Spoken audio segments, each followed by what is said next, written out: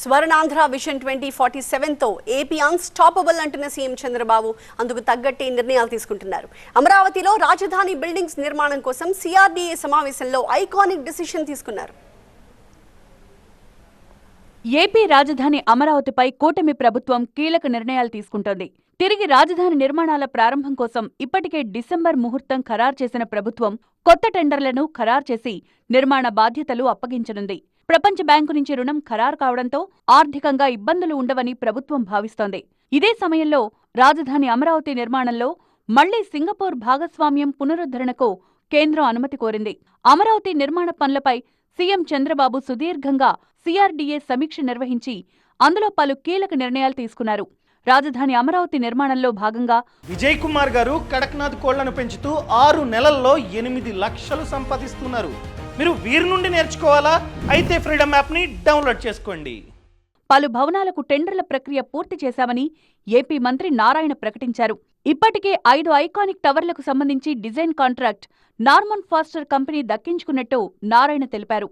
గతంలోనూ ఇదే సంస్థ రాజధాని డిజైన్లను రూపొందించిందని 1-2 రోజుల్లో వర్క్ ఆర్డర్ కూడా ఇవ్వనున్నట్లు ఆయన తెలిపారు. గత వైసీపీ ప్రభుత్వం ఎలాంటి నోటీసు లేకుండా టెండర్లు రద్దు చేయడంతో నార్మన్ పోస్టర్స్ ఆర్బిట్రేషన్ వేసినట్లు మంత్రి నారాయణ తెలిపారు. అందుకే అంతర్జాతీయ ఆర్బిట్రేషన్ కేంద్రంలో వారికి 9 కోట్లు చెల్లించాల్సొచ్చిందన్నారు. దాంతో ఇప్పుడు మళ్లీ రీటెండర్ పిలవాల్సొచ్చిందని, త్వరలోనే రాజధాని ప్రాంతంలో నిర్మాణాలు మొదలవుతాయని నారాయణ తెలిపారు. ప్రపంచ బ్యాంకు రుణానికి ఎలాంటి ఇబ్బంది లేదని, దశలవారీగా రుణం ఇచ్చేందుకు ఇప్పటికే ప్రపంచ బ్యాంకు ముందుకొచ్చిందని తెలిపారు.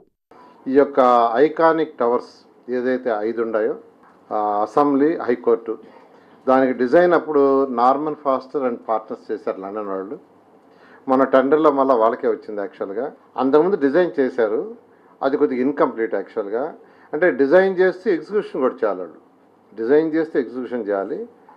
దానికి మళ్ళీ యాక్చువల్గా పిలిచారు. ఎందుకంటే గత ప్రభుత్వం దాన్ని క్యాన్సిల్ చేస్తుంది.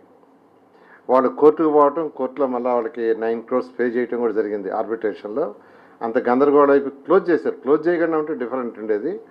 క్లోజ్ చేశారు కాబట్టి ఇప్పుడు మళ్ళీ రీటెండర్ పిలిచాం, వాళ్ళకే వచ్చింది యాక్చువల్గా. అటు రాజధాని విషయంలో ఎలాంటి అనుమానాలకు తావు లేదని మంత్రి నారాయణ స్పష్టం చేశారు. గతంలో కేంద్రం కూడా రాజధాని అమరావతిపై స్పష్టత ఇచ్చిందని, అవసరమైతే గెజిట్ తీసుకొస్తామని నారాయణ అన్నారు.